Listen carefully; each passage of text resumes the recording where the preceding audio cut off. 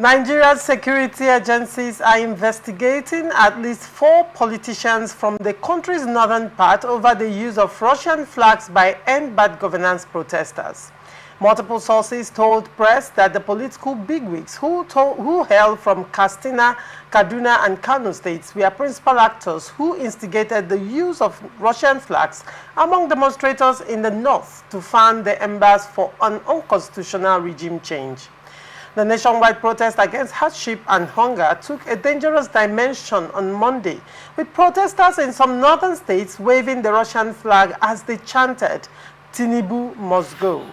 Meanwhile, the 2023 presidential candidate of the People's Democratic Party, Atiku Abubakar, has warned service chiefs and military commanders against authorizing the use of lethal force against End Bad Governance in Nigeria protesters. In a post via his official X handle on Tuesday, Atiku said the security heads will be held liable for the shooting of peaceful civilian protesters by soldiers and other security operatives. George, what is your take on this? Now, we are looking at the northern dimension, and the northern dimension appears to have strong political undertone.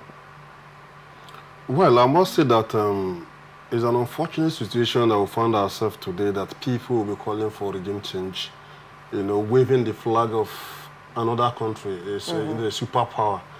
And if you try to juxtapose the two, you know that actually there are people who may be outside this country, may be reaching out to those superpowers to see how they can come in and take over, in fact, change the government, the rulership of the nation, by waving that flag, which is also sending signal. And that is treasonable, if you ask me. Russian embassy has come out to disassociate. Yeah, themselves let me tell you something. Let me tell you something. This is politics. It's politics. If you don't expect them to come and own up that we are actually behind this. The ideal thing for them to do is to issue a statement that we don't know exactly what is happening. But on the long run, there may be people. That could be the reason why the security heads met and said that there are people on our watch list. Whenever they come into this country, we arrest them. People are actually doing something. Because if you look at Nigeria as a nation, over time, you see that most times when people call for protest, after a while, it vanishes. It fizzles out without any concrete achievement. So these persons may not want this one to also be like the other ones, which could be the reason why they have started something, plotting something from outside this country. Initially, I thought that was military flag, the armed forces flag, because it's the same color, white, blue, and red. But over time, with a closer look, and I found that it's the same thing with the Russian flag. So there is something that you and I do not know about this. People are actually working behind the scene to see for a regime change. And if you look at what is happening, the protest is more heavier in the north.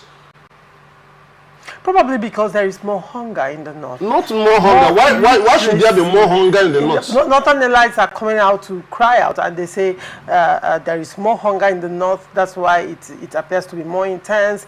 And some other persons from the north but looking at it, there shouldn't be more hunger in the north. Hence, probably the misplaced anger. When you talk about illiteracy, is that just like my brother said here, that the National Assembly, that's the legislature, is part of the government. They have their budgetary provisions and all of that, but they are allowing only the executive to take the fall. Now you're talking about more hunger in the north, illiteracy. Is that the problem of the federal government? Money has been disbursed to their governors, their local government chairmen, who are supposed to take care of all those things. Is federal government responsible for education at the primary level? So it is their problem. See, obviously they do not like Mr. President Tinubu. So they are taking advantage of that to sponsor this protest. All right. Down here, we know that there is hunger, there is bad governance, but you see that the protests have not taken that dimension. People are still going about the normal, peaceful protesting and all of that. Over there, it has become violent, it has turned violent. They actually want a regime change, and that is where they are flying. So the regime change is actually the reason, according to you, for the protest. The basic reason for the protest, in the north. Especially in the Now, north. one would wonder, there are a lot of things, that would play out, or that may play out in somebody's head if you're following the political terrain and body language of politicians in the north. I don't know if you remember, but Shehu Sani last 2 months June, to be precise. You recall... June 12th. You recall the visit by Nasser El-Rufai, Atiku Abubakar to Babangida, and then after that to Buhari. There were visits, in Daura. Yes. And then Shehu Sani came out to cry out and said that there is a northern agenda going on. Shehu Sani is just one politician that is playing more of the role of a whistleblower. And he said there is another, that Southerners should be careful, and that he hopes that Tinubu would be able to finish this term. No, he didn't say 4 years. You know, there is a sort of gentleman agreement in the political ecosystem in Nigeria. Zoning, the North rules, the South rules. So probably it's now the Southwest is ruling. And as long as it's the Southwest, it means that the next would have to be for, after 8 years, it goes to the North. So now, Shehu Sani is saying there is a sinister plan and all of that. The same Shehu Sani has also come out to say in this recent protest, he said yesterday that flags, monies and Russian flags were shared out to protesters a day before August 1st. So that this was actually orchestrated. That's what Shehu Sani is saying. And Shehu Sani was a senator in the 8th Assembly representing Kaduna. So probably he has information that is quite classified, right? And probably doing the job of a whistleblower. Now, the question would be, the government right now probing 4 northern political bigwigs. Underscore the word bigwigs. That's a strong pointer, wouldn't you say? Do you think there is something sinister and treasonable playing out in the north? Because when you look at the northern dimension of the protest, like George has said, it appears to be something else. Well, Choma, thank you very much. First of all, you know, history is one thing that has always been very beautiful. And each time history, you know, gives a signal of a repetition, only those who are wise understand. If you remember vividly, Choma, in the year 2013, 2014, some persons also from the same north came out publicly to tell Nigerians that they were going to make the government ungovernable for the former president of Nigeria. Goodluck Jonathan. Goodluck Jonathan, precisely. And that was immediately, this serving vice president today then was the governor of Borno State, where we had the Chibok girls kidnapped, and we had a whole lot of, you know, internal crises here and there. And the North have always been very good. You know, if you watch the way I reacted previously, first of all, I have to apologize for my outburst, but I have to say, out of passion, that our parliament is part of the problem that Nigeria is having. Because if you remember vividly, I was watching a plenary live where a serving senator from the North was advocating for rights to animals more than rights to human life. You know, when they were trying to, you know, talk about bringing the herdsmen, building herders' farms within the North, since you say you don't want the Northerners to engage in education and becoming elite, you want them to continuously, you know, stay in abject poverty, in micromanaging your heads and the rest of them. Now, a senator came up publicly within the floor of the National Assembly to make certain statements that the lives of those livestock are more precious than the lives of humans. You see what they continue to do in the South, in the North Central, go about people's farms, you know, you do a whole lot of things. But bringing it back to what the federal government said. They said when something happens for the first time, it could be a mistake, but when it repeats itself, it becomes a trajectory, it becomes a norm. Now, this very thing happened when a Southerner was the president of Nigeria, if you remember.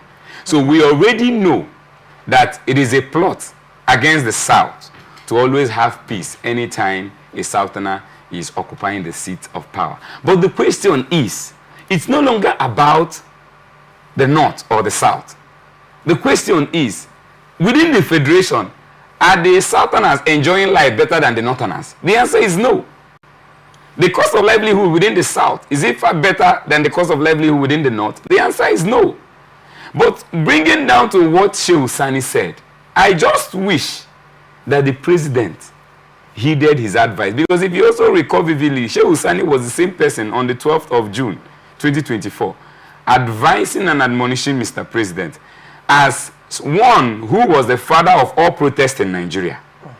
Remember from the Nadoko days, you understand, that he should first of all go and release a lot of people who have been incarcerated since the EndSARS, October 20th, 2020, till date. Most of the people, if you look at what is happening in Nigeria today, most of our correctional centers are filled up with people who have not even been tried and who don't even know the reason why they were kept in awaiting trial. And most of all these people are also victims of the EndSARS.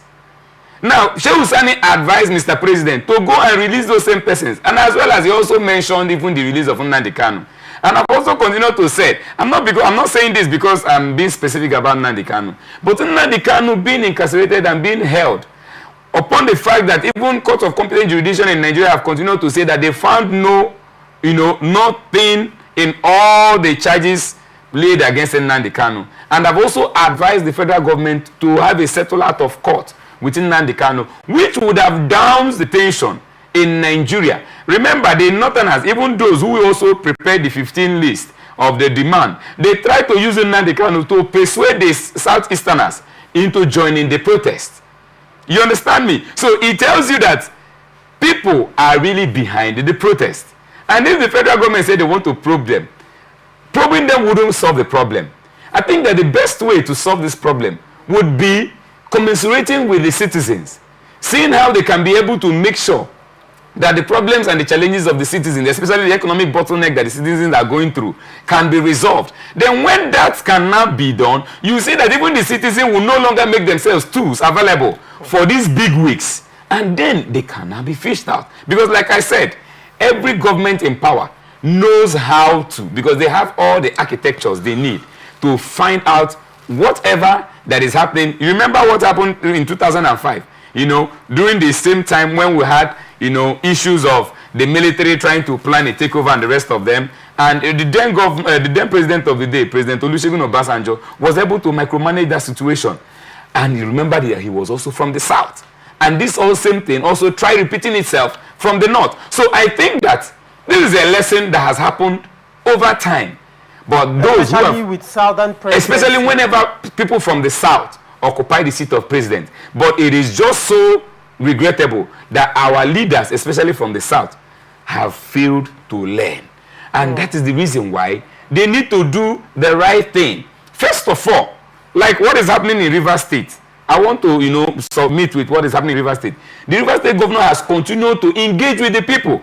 He has continued to say that let the Rivers money be given to the Rivers people to serve the people. I'm coming. I don't want to go there, but I'm trying to hold on. Chama, listen. We are trying to say, what we are trying to say is that we are trying to see how we can be able to build ideologies that can be able to reduce the tension. Hold on, Chama. Hold on, I will pause you there. Each time we want to talk about the good effort of Governor of Rivers State, you continue to Chama, please, you should be an unbiased umpire. And you should always allow me to. Honorable Land, one. If that makes me biased, no apologies. Okay. To you and anybody watching. Okay. I will do my job the right way. Absolutely. Yes. So you cannot emotionally blackmail me or place reverse psychology to make me give you your way. We are discussing Northern agenda. Okay. As it is. Okay. And the federal government probing some Northern political bigwigs. Okay. As being complicit and sponsors of this protest. Okay. Now, from there, suddenly you have jumped into Rivers State. Okay. And you are talking about Rivers State, the governor saying use Rivers State funds to be given to Rivers State people.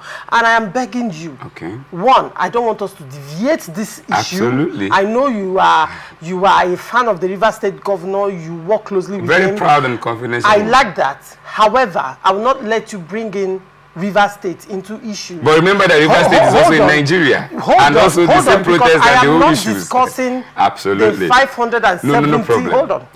I'm not discussing the 570 billion naira given to governors, including Rivers State governor. That's neither am I discussing, not the FAC allocation. Okay. The 570 billion naira released by the presidency to governors. Remember that that particular statement is unverified. Don't interrupt me. Yes, okay. It is not a dialogue. It's a monologue at this point. Okay. Yes. I am not discussing that. Neither am I discussing the 5 billion naira palliative shared among state governors.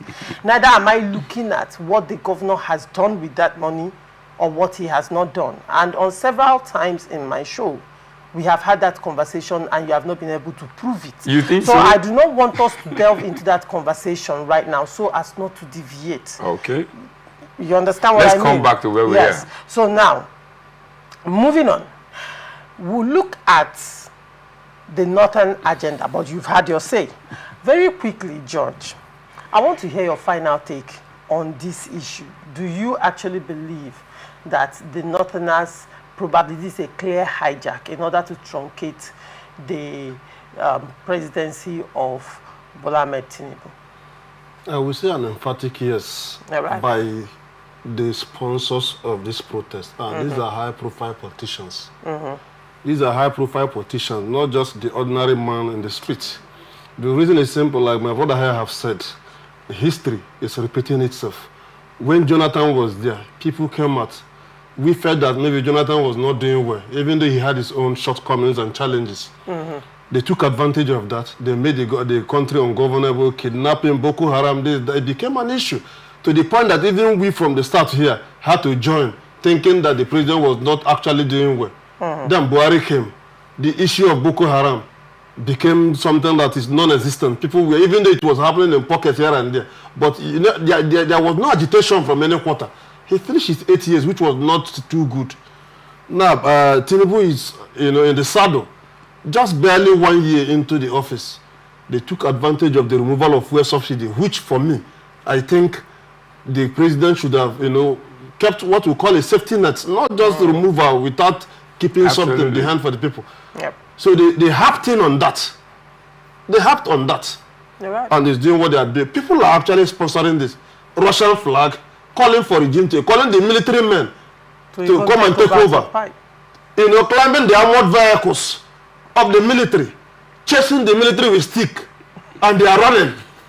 You will understand that people are actually sponsoring this. And the essence of this is that they are not happy. Some of them feel that since the return of democracy in 1999 to this day, which is barely 25 years, that the South has ruled more. These are people who feel that this country belongs to them. You're right. They are entitled. You're right. They feel entitled to this country. So for 25 years, the South has done far more than half of the 25 years, and they have just done only 8 years. So they are not happy. They wanted a situation where Buhari would have handed over to another Northerner. But unfortunately for them, the APC constitution is clear. It is between the north and south divide. Buhari haven't done 8 years. We have to, power will have to rotate back to south. So they are just thinking of another 8 years of Tinubu. They cannot withstand it. So they took advantage of the small mistake that the presidency has done, to incite everybody. That is what you see happening here. So for me, I'm happy that the government, the security have come to say, we'll clamp down on this man. If it is normal, peaceful protest, I do not have any problem with that. But for the waving Russian flag, meeting the military, speaking their language, asking them to take over government, that is treasonable offense. All right.